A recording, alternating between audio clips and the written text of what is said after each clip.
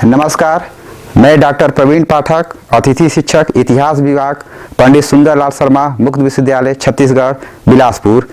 आज हम जिस विषय के बारे में अध्ययन करेंगे वह विषय है प्राचीन भारतीय इतिहास के स्रोत। यह बहुत ही इम्पोर्टेंट चैप्टर है क्योंकि अधिकांश परीक्षा में इससे संबंधित क्वेश्चन आपसे पूछे जाते हैं। इतिहास का पहला भाग यही है, दूसरा मध्यकालीन इतिहास है, तीसरा हमारा आधुनिक भारत है। तो इतिहास के जो पहले भाग है प्राचीन भारतीय इतिहास के स्रोत, जो प्राचीन इतिहास का पहला अध्याय है। इस विषय में हम लोग क्या पढ़ेंगे? हम लोग इस विषय में बेसिकली यह पढ़ेंगे कि प्राचीन इतिहास के कौन कौन से स्रोत होते हैं जिसको हम पढ़कर प्राचीन इतिहास के बारे में जानकारी प्राप्त करते हैं। जैसे कि मान लीजिए कि हम लोगों को यदि किसी व्यक्ति के बारे में या किसी स्थान के बारे में या किसी वस्तु के बारे में जानकारी प्राप्त करनी हो तो हमारे पास कुछ संसाधन होते हैं, कुछ स्रोत होते हैं। उन स्रोतों के द्वारा ही हम उस व्यक्ति के बारे में जानकारी प्राप्त करते हैं। ठीक उसी तरह प्राचीन इतिहास के भी बहुत सारे स्रोत होते हैं। जैसे कि हमें गुप्त काल हो या मौर्य काल हो या सिंधु सभ्यता हो या वैदिक काल हो या राजपूत काल हो या उनकी आर्थिक, सामाजिक, राजनीतिक, सांस्कृतिक, धार्मिक स्थिति हो, उनके बारे में हमें जानकारी प्राप्त करना हो तो हमारे पास कुछ स्रोत तो होने चाहिए ना। यदि हमारे पास वो स्रोत नहीं रहेंगे तो हमें कैसे जानकारी प्राप्त होगी? तो प्राचीन इतिहास के स्रोतों में हम इन्हीं सब चीजों का अध्ययन करेंगे। लेकिन जब इनका अध्ययन करेंगे तो हमको कई टुकड़ों में बांट के अध्ययन करेंगे कि कौन कौन से स्टेप बाय स्टेप है जो चीजें हैं जिसके द्वारा हम प्राचीन इतिहास के स्रोतों का अध्ययन करेंगे। जैसे कि प्राचीन इतिहास के 3 स्रोत हैं, एक साहित्यिक स्रोत है, एक विदेशी यात्री है, एक पुरातात्विक स्रोत है। अब साहित्यिक स्रोत में भी हम 2 भागों में उनको बांटेंगे। जैसा कि आप देख सकते हैं कि एक धार्मिक साहित्य है, एक धर्मोत्तर साहित्य है। अब याद रखिएगा कि जब भी धार्मिक साहित्य का हम उल्लेख करते हैं तो उसको भी 3 भागों में बांटेंगे। जैसे मैंने पहले बताया कि प्राचीन इतिहास के 3 स्रोत होते हैं, एक साहित्यिक, एक विदेशी विवरण, एक पुरातात्विक साहित्य। अब साहित्य भी स्रोतों में उनको 2 भागों में बांटेंगे, एक धार्मिक साहित्य होगा, एक आपका धर्मोत्तर साहित्य जिसको हम लौकिक साहित्य भी कहते हैं। अब धार्मिक साहित्य को हम 3 भागों में बांटेंगे। अब वो 3 भाग कौन कौन से होते हैं? तो वो धार्मिक साहित्य होते हैं, एक हिंदू धर्म ग्रंथ होते हैं, एक बौद्ध ग्रंथ होते हैं, एक जैन ग्रंथ होते हैं। अब हिंदू धर्म ग्रंथ में कौन कौन से ग्रंथ होते हैं, जैन धर्म में कौन कौन से ग्रंथ होते हैं और बौद्ध धर्म में कौन कौन से ग्रंथ होते हैं जिसको हम पढ़कर प्राचीन इतिहास के बारे में जानकारी प्राप्त कर सकते हैं। तो सबसे पहले हम पढ़ेंगे हिंदू धर्म में कौन कौन से ग्रंथ आते हैं। तो आप यह देख सकते हैं कि धार्मिक साहित्य है। धार्मिक साहित्यों में याद रखिएगा कि सबसे पहला जो आपका धार्मिक साहित्य आएगा वो वेद आएगा। वेद के बाद पुराण आएंगे, उपनिषद आएंगे, ब्राह्मण ग्रंथ आएंगे, फिर आपके वेदांग आएंगे। ये आपके धार्मिक साहित्य आएंगे, हिंदुओं के आएंगे। बाकी जैन और बौद्ध के बारे में तो हम लोग बाद में पढ़ेंगे, लेकिन धार्मिक साहित्य में सबसे पहले वेद आएंगे। वेदों में कितने आते हैं? 4 वेद आते हैं, ऋग्वेद, अथर्ववेद, सामवेद, यजुर्वेद। लेकिन एक चीज आप और याद रखिएगा कि वेदों में जो ऋग्वेद है वो सबसे पहले है। तो ऋग्वेद का अध्ययन करने से हमें वैदिक साहित्य के बारे में जानकारी प्राप्त होती है जो कि 1500 ईसा पूर्व से लेकर 1000 ईस्वी तक की जानकारी प्राप्त होती है।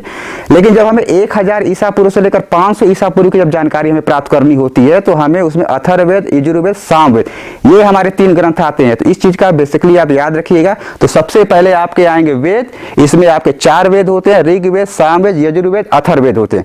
फिर इसके बाद आएंगे वेदांग। अब वेदांग क्यों आए थे? देखिए, जो वेद होते हैं वो बहुत बड़े होते हैं, सबके बस की बात नहीं होती है कि हम वेदों को पढ़ ले आसानी से। तो ऋषि मुनियों ने क्या किया कि वेदों को लोग अच्छी तरह से समझ सकें तो उन्होंने वेदों को 6 भागों में बांट दिया कि उनको सरल भाषा में वो सब समझ सकें। तो उनको कहा गया वेदांग। अब कौन कौन से वेदांग थे उनमें? तो आप यहाँ पर देख सकते हैं स्क्रीन पर, वो है शिक्षा है, कल्प है, निरुक्त है, व्याकरण है, छंद है, ज्योतिषी है। इन 6 भागों को आप पढ़ के वेदों को अच्छी भली भांति समझ सकते हैं। तो उस समय के धार्मिक मतलब की जो व्यवस्थाएं थी उनके बारे में आप जानकारी प्राप्त कर सकते हैं। अब इसके बाद आते हैं ब्राह्मण ग्रंथ आते हैं। तो वेदों की सरल व्याख्या करने के लिए ब्राह्मण ग्रंथों की स्थापना हुई थी या उनको लिखा गया था। जैसे कि ऋग्वेद के अपने ब्राह्मण ग्रंथ हैं, सामवेद के अपने ब्राह्मण ग्रंथ है, यजुर्वेद के अपने ब्राह्मण ग्रंथ है, इन सबके अपने अलग अलग ब्राह्मण ग्रंथ है। जैसे कि शतपथ ब्राह्मण, ऐत्रेय ब्राह्मण, ये 2 ब्राह्मण ग्रंथ बहुत ही महत्वपूर्ण है। जैसे कि राजा के राज्याभिषेक कैसे होता है इसकी जानकारी हमें ऐत्रेय ब्राह्मण से मिलेगी। शतपथ ब्राह्मण सबसे बड़ा ब्राह्मण है। क्वेश्चन आपसे परीक्षा में पूछ सकता है कि ब्राह्मण ग्रंथों में सबसे बड़ा कौन सा ब्राह्मण ग्रंथ है, तो वो आएगा शतपथ ब्राह्मण। इसके अलावा आरण्यक आते हैं। तो अब आरण्यक क्या है? इनकी रचना कहां पर हुई थी? जंगलों में। यह वेदों के सबसे अंतिम भाग है और इसमें हमें किस चीज की जानकारी प्राप्त होती है? बेसिकली इसमें हमें अध्यात्म की जानकारी प्राप्त होती है, उस समय के वैदिक सभ्यता के समय के। इसके बाद आते हैं उपनिषद। यह ब्रह्म विद्या प्राप्त करने के लिए गुरु के समीप यानी उपनिषद यानी यानी पास बैठकर, गुरु के पास बैठकर जो हम ज्ञान प्राप्त करते हैं उसको हम उपनिषद कहते हैं। अब उपनिषदों में हमें किस चीज की जानकारी प्राप्त होती है? बेसिकली उसमें जन्म, पुनर्जन्म, आत्मा, जीव, मृत्यु आदि इन सब चीजों के बारे में हमें उपनिषदों से जानकारी मिलती है। कौन कौन से उपनिषद हैं? तो इसमें ईश है, कठ है, मुंडक है, मांडूक है, ये आदि आपके उपनिषद ग्रंथ है। जैसे कठोपनिषद है, तो जैसे कि यहाँ पर देखेंगे कि उपनिषदों में यज्ञों की तुलना टूटी नाव के रूप में किया गया कि जो यज्ञ होते हैं वो टूटी नाव के समान, इनका कोई महत्व नहीं है। फिर जैसे कि छंदोग उपनिषद है, इसमें श्री कृष्ण जी का सबसे पहले उस उल्लेख इस उपनिषद ग्रंथों में होता है। फिर मुंडक उपनिषद है जिसमें सप्तमी जयते का उल्लेख मिलता है। तो इस समय हमें वैदिक साहित्य के बारे में हमें जानकारी प्राप्त होती है। उस समय कुल उपनिषद 108 है, लेकिन बेसिकली जो इंपॉर्टेंट है वो आपके 18 उपनिषद हैं। फिर इसके बाद जो आपके दो महत्वपूर्ण ग्रंथ आते हैं वो आते हैं आपके महाकाव्य। कौन कौन से महाकाव्य आते हैं? रामायण और महाभारत आते हैं, जिसकी रचना ईसा पूर्व 400 शताब्दी के आसपास इनको लिखा गया था।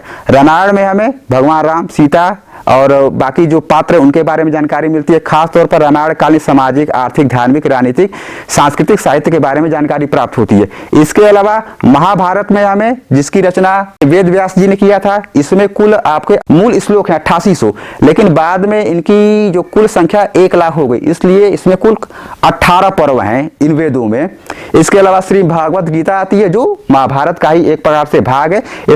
इसमें भगवान श्री कृष्ण जी के उपदेश हैं और इसके बारे में हमें उस समय जो 18 दिन तक युद्ध चला था उसके बारे में हमें बेसिकली जानकारी प्राप्त होती है।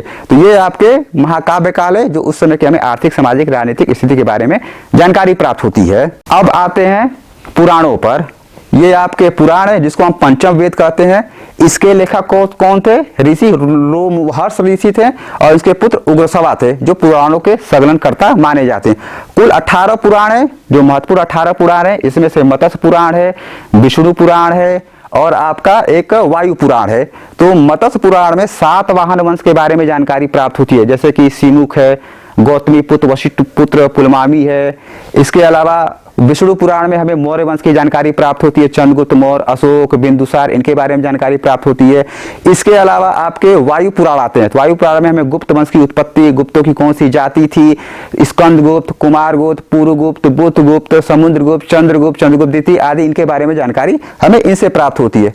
तो याद रखिएगा ये जो हमारे जो ग्रंथ थे ये हमारे कौन थे? हिंदू धर्म ग्रंथ थे, हिंदुओं से संबंधित जो ग्रंथ थे।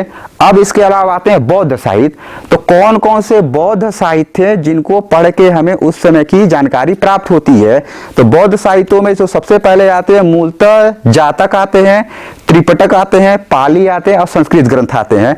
तो इसमें जो जातक हैं इनकी संख्या 550 के लगभग है। इसमें गौतम बुद्ध जो थे उनके पूर्व के जन्म की शिक्षाओं और उनके जन्म के बारे में जानकारी प्राप्त होती है। इसके अलावा त्रिपिटक आते हैं। त्रिपिटक कौन कौन से हैं त्रिपिटक में? तो सुत्त पिटक, विनय पिटक, अधिगम पिटक। ये तीनों पिटक जो है यह प्राचीन बौद्ध पाली भाषा में लिखे गए और बहुत ही महत्वपूर्ण है ये ग्रंथ आपके। फिर इसके बाद जो ग्रंथ आता है मिलिंद पन्नो आता है। इसमें यूनानी नरेश मिनांडर था और बौद्ध भिक्षु नागसेन के बीच में वार्तालाप हुआ था। तो अब इसमें क्या हुआ था कि मिनांडर जो था वाद विवाद में शास्त्रार्थ में नागसेन से पराजित हो गया। तो बाद में क्या होगा कि मिनांडर ने बौद्ध धर्म स्वीकार कर लिया। यह जानकारी यहाँ से मिलती है। इसके अलावा दीपवंश है जो सिंगल द्वीप यानी श्रीलंका के इतिहास पर प्रकाश डालता है। अब यहाँ पर देखेंगे आप तो महावंश है। इसमें हमें मगध वंश के क्रमबद्ध सूची जानकारी मिलती है। मगध वंश में कौन कौन से हैं? जैसे कि आपका बिंबिसार है, अजातशत्रु है, कालाशोक है आदि इनके बारे में जानकारी प्राप्त होती है। चूल वंश में हमें चोल साम्राज्य की जानकारी मिलती है। ललित विस्तर जो कि संस्कृत भाषा में लिखा गया महायान संप्रदाय का पहला ग्रंथ है। याद रखिएगा यह महायान संप्रदाय का है। बौद्ध धर्म में 2 संप्रदाय हैं, हीनयान, महायान। तो यह महायान संप्रदाय का है। दिव्यावदान में हमें शुंग वंश और मौर्य वंश के बारे में जानकारी प्राप्त होती है। अब आते हैं जैन साहित्य। जैनों में कौन कौन से साहित्य हैं जो हमें प्राचीन इतिहास की जानकारी प्रदान करते हैं? तो इसमें सबसे पहले आएगा आपका आचारांगा सूत्र। अब आचारांगा सूत्र में क्या क्या है? हमें भिक्षुओं के विधि निषेध और आचार विचार का वर्णन मिलता है कि जैन भिक्षु जो होते हैं उनके क्या क्या नियम कानून क्या होते हैं, उनके धर्म से संबंधित इसमें जानकारी प्राप्त होती है। भगवती सूत्र है। इसमें महावीर स्वामी के जीवन, उनके समकालीनों के साथ उनके संबंधों का विवरण मिलता है। और एक और आता है आचारांगा सूत्र, उसमें 16 महाजनपदों का भी उल्लेख मिलता है। तो जो 16 महाजनपद उनका उल्लेख आचारांगा सूत्र में मिलता है। कौन कौन से 16 महाजनपद है? जैसे कि अंग है, कौशल है, मगध है, आपका वज्जी है, वैशाली है आदि, इनके जो 16 आपके जो उस समय के जनपद थे उनके बारे में जानकारी प्राप्त होती है जैन साहित्यों से। बेसिकली धर्मोत्तर साहित्य, मैंने आपको बताया था कि साहित्य में दो साहित्य है, एक वो जो धार्मिक साहित्य है, एक जो धर्मोत्तर साहित्य जो आपको बेसिकली ये जाना है कोई धार्मिक साहित्य नहीं है, उनको कोई धार्मिक मतलब कि धर्म द्वारा उत्पत्ति उनकी नहीं हुई थी, उनको इतिहासकारों ने और विद्वानों ने लिखा था। जैसे कि पहला है मनुस्मृति, जो सबसे पुराना स्मृति ग्रंथ है, यह हिंदुओं का सामाजिक नियम से संबंधित जो जानकारियां मिलती हैं मनुस्मृति से मिलती हैं। जैसे कि अनुलोम विवाह, प्रतिलोम विवाह, 8 प्रकार के विवाह, इनका इसी में उल्लेख मिलता है। जैसे कि आपका ब्रह्म विवाह, आसुर विवाह, प्रजात विवाह, गंधर्व विवाह, असुर विवाह, राक्षस विवाह, इसके बारे में जानकारी इसमें मिलती है। अनुलोम विवाह, प्रतिलोम विवाह की भी जानकारी इसी में मिलती है। अब जैसे कि आप पूछ सकते हैं कि भाई अनुलोम विवाह, प्रतिलोम विवाह क्या होता है? अनुलोम विवाह वो होता है कि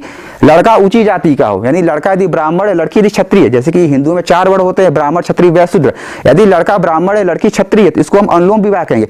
प्रतिलोम विवाह जो कि अमान्य है, हिंदू धर्म में मान्य नहीं, इसमें क्या होता है प्रतिलोम विवाह में कि लड़की यदि ऊंची जाति की है, लड़का यदि नीची जाति का, मान लीजिए कि बेसिकली कि लड़की यदि ब्राह्मण जाति के और लड़का यदि SC ST का है, तो इसको हम कहते हैं प्रतिलोम विवाह। यह पूरी तरह से हिंदू धर्म में अमान्य, इसकी जानकारी मनुस्मृति से मिलती है। अब आते हैं नारद स्मृति, इसमें गुप्त वंश की जानकारी मिलती है। और 7 जिसको कौटिल्य ने लिखा था, यह बहुत ही महत्वपूर्ण ग्रंथ है। इसमें मौर्य कालीन राजनीतिक स्थिति के बारे में, सामाजिक, आर्थिक, राजनीतिक, धार्मिक स्थितियों के बारे में पूरी जानकारी मिलती है। इसके अलावा मुद्रा राक्षस जिसको विशाखा दत्त ने लिखा था, इसमें चंद्रगुप्त मौर्य उनके गुरु चाणक्य द्वारा नंद वंश के पतन के संबंधी जो जानकारी है वो प्राप्त होती है। अब यहाँ पर देखिएगा माल विकनामित्र, इसमें हमें शुंग और उसके पुत्र अग्निमित्र के बारे में जानकारी मिलती है।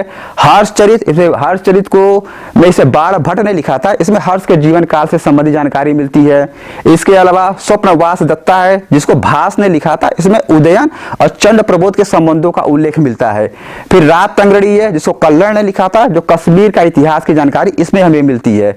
जैसे उत्पल वंश है, काकोट वंश है, लाहौर वंश है, इसमें हमें जानकारी मिलती है। इसके अलावा मृच्छकटिक है जिसको शूद्रक ने लिखा था, इसमें हमें बेसिकली गुप्तकालीन इतिहास के बारे में जानकारी प्राप्त होती है। अगला है विक्रमांक देवचरित जिसको बिल्हड़ ने लिखा था, इसमें चालुक्य राजवंश विशेषकर विक्रमादित्य पंचम के बारे में जानकारी मिलती है। अब इसके बाद कृति कौमुदी है, इसको चालुक्य वंशी इतिहास की जानकारी मिलती है जिसको सोमेश्वर ने लिखा था। और अष्टधाई जिसको पढ़नी ने लिखा था, इसमें व्याकरण से संबंधित जानकारियां प्राप्त होती हैं।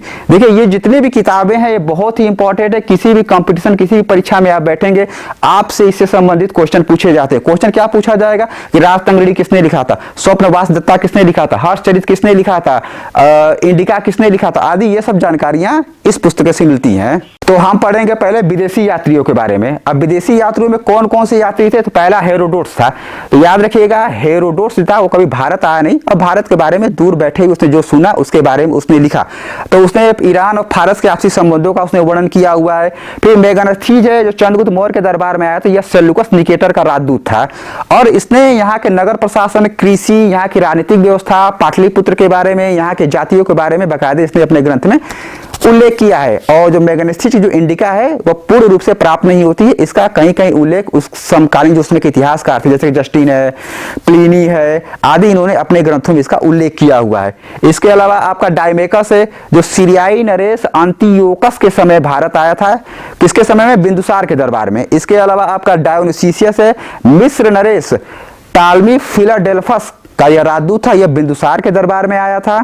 इसके अलावा प्लिनी है जिसकी पुस्तक नेचुरल हिस्टोरिका है, इसमें भारतीय पशु, पेड़ पौधे, खनिज पदार्थों आदि का वर्णन इसमें मिलता है। अब आते हैं फायान, यह एक विदेशी यात्री जो चीनी यात्री था जो चंद्रगुप्त द्वितीय के शासनकाल में भारत आया हुआ था और इसने उस समय अपने पुस्तक में तत्कालीन भारतीय सामाजिक व्यवस्था और राजनीतिक व्यवस्था के बारे में उल्लेख किया है। फिर उसके बाद आपका वेनसांग आता है, यह आपका आता कब है, हर्षवर्धन के शासनकाल में आता है और हर्षवर्धन के शासनकाल में जो उस समय की जो राजनीतिक सामाजिक व्यवस्था थी उसके बारे में बाकायदे प्राचीन इतिहास के बारे में यह उल्लेख करता है और इसने नालंदा विश्वविद्यालय में अध्ययन अध्यापन का कार्य किया था और यहाँ से जाते वक्त यह बहुत सारे प्राचीन बौद्ध ग्रंथों को भी अपने साथ लेते गया। इसके अलावा इसिंग है जो 670 के आसपास भारत आया था, बिहार प्रदेश का इसने भ्रमण किया और नालंदा विश्वविद्यालय में भी इसने अध्यापन कार्य किया था। तो ये 3 चीनी यात्री है जो बहुत इंपॉर्टेंट है।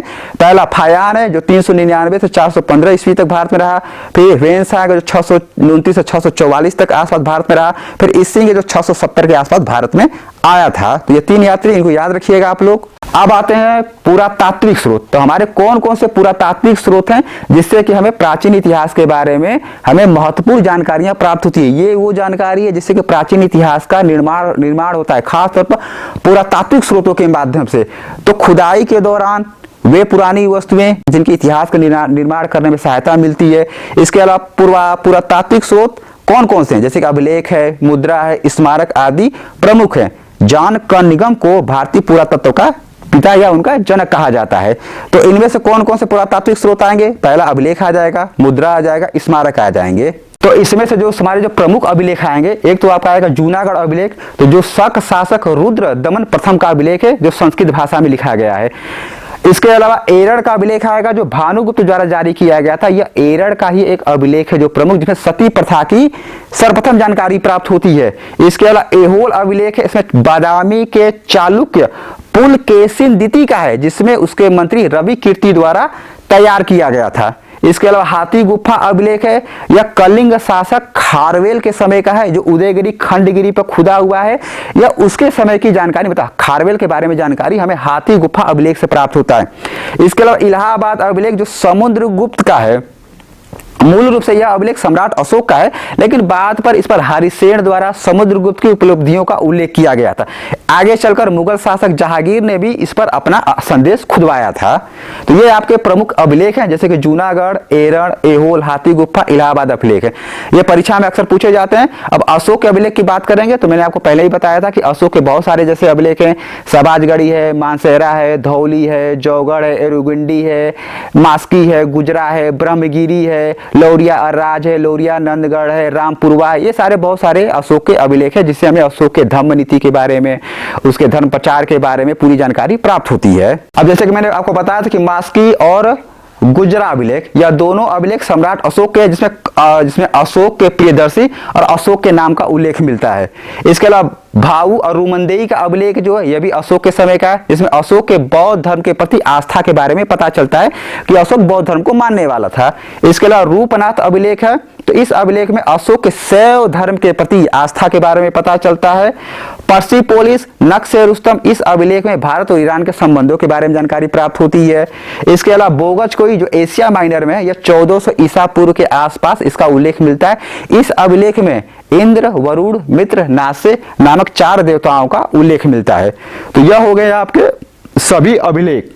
अब इसके अलावा स्मारक कौन कौन से हैं कि उस समय की आर्थिक व्यवस्था कैसी थी, या उस समय का नगर भवन कैसा था, नगर निर्माण कैसा था, आदि के बारे में हमें जानकारी प्राप्त होती है। तो सबसे पहले तक्षशिला है, यहाँ से प्राप्त अवशेषों से कुषाण वंश के इतिहास की जानकारी मिलती है। फिर अंकोर वाट का कम्बोडिया है, बोरोदुबुर का मंदिर जावा है, यहाँ से प्राप्त अनेक प्रतिमाओं से पता चलता है कि इन देशों से भारत के व्यापारिक और सांस्कृतिक संबंध रहे थे। तो और भी बहुत सारे स्मारक हैं, जैसे कि हड़प्पा सभ्यता की बात करें और सिंधु सभ्यता के समय के, तो बहुत से स्मारक है, जैसे कि बहुत सारे जो स्थल प्राप्त हुए हैं उनमें से आपके कालीबंगा है, लोथल है, बनवाली है, आलमगिरी है, मांडा है, मोहनजोदड़ो है, हड़प्पा, ऐसे बहुत सारे स्थल है जिनकी खुदाई करने से हमें उस समय की आर्थिक, राजनीतिक, धार्मिक व्यवस्था के बारे में पूरी जानकारी प्राप्त होती है। अब जैसे कि मैंने आपको कुछ अभिलेखों के बारे में बताया था कि कौन कौन से उस समय के अभिलेख थे, खासतौर पर अशोक के समय के, तो यह सारनाथ के स्तंभ पर ब्राह्मी लिपि में लिखा गया अशोक का अभिलेख है, जिसमें उसके धार्मिक प्रवृत्तियों के बारे में जानकारी प्राप्त होती है। ये आप देख रहे हैं 1837 में लेफ्टिनेंट मार्कम टिट्टो के द्वारा खोजा गया यह एक अभिलेख है। इस शिलालेख में अशोक के सुप्रसिद्ध 14 शिलानुशासनों में से 11 का लिपिबद्ध किया गया, यानी इसके 11 लिपिबद्धों का वर्णन इस टेक्स्ट में मिलता है। स्मारकों के बाद मुद्राएं हैं, उन मुद्राओं के अध्ययन करने से हमें कौन कौन सी जानकारी प्राप्त होती है। तो देखिए, मुद्राएं बहुत इंपॉर्टेंट होते हैं कि किस शासक ने कौन सी मुद्राएं चलाई, वह मुद्राएं किन चीजों से बनी थी, सोने से, चांदी से, तांबा से, किन से वो बनी थी। उन मुद्राओं के माध्यम से हम उन शासकों के राजनीतिक, आर्थिक, धार्मिक स्थिति के बारे में, उनके कला के बारे में जानकारी प्राप्त कर सकते हैं। कि मान लीजिए कोई शासक है, उसके शासन काल में सोने के सिक्के चल रहे हैं, तो जब सोने के सिक्के चल रहे हैं तो हम तो यह पता लगा सकते हैं कि उस समय की आर्थिक स्थिति बहुत अच्छी रही होगी। यदि चांदी के सिक्के चल रहे हैं तो इसका मतलब कि सोने की कमी हो गई होगी और चांदी के सिक्के चल रहे हैं। और यदि वो तांबे के सिक्के चल रहे हैं तो इसका मतलब ये है कि उस समय सोने और चांदी की कमी हो गई थी या उस समय की अर्थव्यवस्था कमजोर हो गई थी, जिसकी वजह से उस समय के राजा को तांबे के सिक्के चलाने पड़ रहे हैं। इसके अलावा सिक्कों से हम उनके धार्मिक महत्व के बारे में या धार्मिक रुचि के बारे में भी जानकारी प्राप्त कर सकते हैं। कैसे? मान लीजिए कोई राजा है, उसने अपने सिक्कों पर शैव या भगवान शिव का चित्र बनवाया है, तो हम इसे पता लगा सकते हैं कि वह शैव मत का मानने वाला था। यदि उस पर विष्णु जी का चित्र, तो हम मान सकते हैं कि वह विष्णु धर्म यानी वैष्णव संप्रदाय को मानने वाला था। यदि और राजा कौन कौन सी चीजों को पसंद करता था या उसकी क्या रुचियां थी, उन सिक्कों से भी प्राप्त कर सकते हैं। जैसे कि बीड़ा वादन करते हुए हमें खासतौर पर गुप्त वंश के शासकों के बारे में जानकारी प्राप्त होती है। अश्वमेध यज्ञ करते हुए धनुधारी प्रकार के सिक्के, गरुड़ प्रकार के सिक्के, पलंगधारी सिक्के, छत्रक प्रकार के सिक्के, ये सिक्कों से हमें जानकारी यह प्राप्त होती है कि उस समय के शासकों की रुचि क्या थी। तो ये सिक्के बहुत इंपॉर्टेंट होते हैं। खासतौर पर उनके राजनीतिक विस्तार के बारे में भी बहुत सारी जानकारी प्राप्त होती है कि यदि मान लीजिए कोई सिक्का यदि दिल्ली में है और वो सिक्का हमें छत्तीसगढ़ में भी मिला हुआ है, तो हम यह समझ सकते हैं कि उस दिल्ली और छत्तीसगढ़ के बीच में कोई न कोई व्यापारिक संबंध रहा होगा, तभी तो दिल्ली का सिक्का छत्तीसगढ़ में आया। तो एक प्रकार से उस समय के व्यापारिक या राजनीतिक स्थिति के बारे में भी सिक्कों से हमें जानकारी प्राप्त होती है। तो प्राचीन भारत के गण राज्यों का अस्तित्व मुद्राओं से प्रमाणित होता है। प्राचीन सिक्कों का अध्ययन हम क्या कहते हैं? न्यूमिस्मेटिक्स कहलाता है, परीक्षा में पूछा जाता है। इसके अलावा प्राचीन भारतीय सिक्का है वो 5वीं शताब्दी ईसा पूर्व का है, जिसको हम आहत सिक्का कहते हैं। इसके अलावा भारत में सर्वप्रथम जो सोने के सिक्के थे, उन्होंने किसको चलाया था? हिंद यवन जो शासक जो भारत आए थे, उन्होंने सोने के सिक्के चलाए थे। भारत में सर्वाधिक सोने के सिक्के, जो सबसे अधिक सोने के सिक्के गुप्त शासकों ने चलाए थे, लेकिन जो शुद्ध सोने के सिक्के होते हैं उसको कुषाण शासकों ने चलाए थे। बाकी जो सातवाहन के जो शासक थे, उन्होंने सीसा और प्रोटीन के सिक्के जारी किए थे, उन्होंने सोने के सिक्के नहीं जारी किए थे। परीक्षा में बहुत पूछता है कि सातवाहनों ने किस प्रकार के सिक्के जारी किए थे, तो वह प्रोटीन और शीशे के होते थे, उन्होंने सोने के सिक्के नहीं जारी किए थे। इसके अलावा सर्वाधिक मरणोत्तर काल के सिक्के, सबसे कम गुप्तोत्तर काल के सिक्के हमें प्राप्त होते हैं। तो जैसे आप ये देख सकते हैं कि गुप्तकालीन सिक्के, तो ये आपके गुप्तकालीन सिक्के हैं आपके, जिनका वेट 7.87 ग्राम है और डायमीटर इनका 20.94 mm है। तो ये गुप्तकालीन सिक्के हैं। एक सिक्का आप यहाँ पर देख सकते हैं, यह कुषाणकालीन सिक्के हैं। तो यह कुषाणकालीन सिक्के, तो आप देख सकते हैं कि कैसे इस पर चित्र बना हुआ है। यहाँ पर आप चित्र देख सकते हैं कैसे चित्र बना हुआ है। तो इन चित्रों के माध्यम से हम कुषाणकालीन शासकों की जो रुचियां होती थी, उसको क्या पसंद था, उनके बारे में हम जानकारी प्राप्त कर सकते हैं। तो हम लोग पढ़ रहे थे कि कौन कौन से प्राचीन इतिहास के स्रोत थे। तो मैं एक बार रिपीट कर देता हूँ। जैसे प्राचीन इतिहास के कौन कौन से स्रोत थे, 3 भाग में बांटते हैं: साहित्यिक स्रोत, पुरातात्विक स्रोत, विदेशी स्रोत। साहित्यिक स्रोत में हम लोग कौन कौन से भाग में, एक आपका धार्मिक साहित्य है और एक आपका धर्मोत्तर साहित्य है। धार्मिक साहित्य में आपका कौन कौन से आएंगे? हिंदू धर्मगत, बौद्ध, जैन। हिंदू धर्मगत में कौन कौन से आएंगे? आपके वेद आएंगे, पुराण आएंगे, उपनिषद आएंगे, ब्राह्मण ग्रंथ आएंगे। आपके बौद्ध ग्रंथ में कौन कौन से आएंगे? सूत्र पिटक, विनय पिटक, अभिधम पिटक आएंगे। और जैन ग्रंथों में जाएंगे तो परिशिष्ट पर्वन और आपका आचरंगा सूत्र आएगा। इसके अलावा जब हम आगे जाएंगे तो विदेशी यात्री, तो विदेशी यात्री में डायमेकस है, डायोनिसियस है, मेगानेस्थीस है। इसके अलावा आपका प्लिनी है, जस्टिन है, स्ट्रोबो है। ये सारे विदेशी यात्री थे जिन्होंने भारत के बारे में लिखा है। और आप यदि स्मारकों में आप आएंगे तो कौन कौन से स्मारक थे जिससे हमें जानकारी प्राप्त होती है? इसके पहले एक और भी विदेशी है जो चीनी यात्री, जैसे फायांग, वेसांग, इंसिंग है।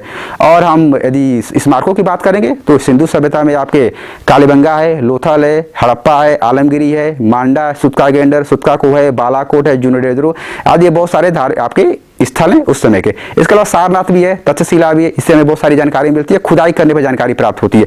अब आप मुद्राओं में आएंगे तो गुप्तकालीन, गुप्तोत्तरकालीन, कुषाणकालीन, हिंद वंश, सातवाहन, मौर्यकालीन, ये बहुत प्रकार के सिक्के मिलते हैं। इन सिक्कों से हम राजनीतिक, आर्थिक, सामाजिक बारे में जानकारी प्राप्त कर सकते हैं। परीक्षा में बहुत सारे क्वेश्चन बार बार आपसे पूछे जाते हैं। कंपटीशन परीक्षा आपसे ये नहीं क्वेश्चन पूछेगा कि प्राचीन भारतीय इतिहास का स्रोत बताइए। हाँ, इनमें जो किताबें हैं, जो सिक्के हैं, उनके बारे में आपसे कंपटीशन में पूछ सकता है कि इस किताब के लेखक कौन है, यह मुद्रा किस शासक से संबंधित है। तो छात्रों, आज के लिए बस इतना ही। धन्यवाद।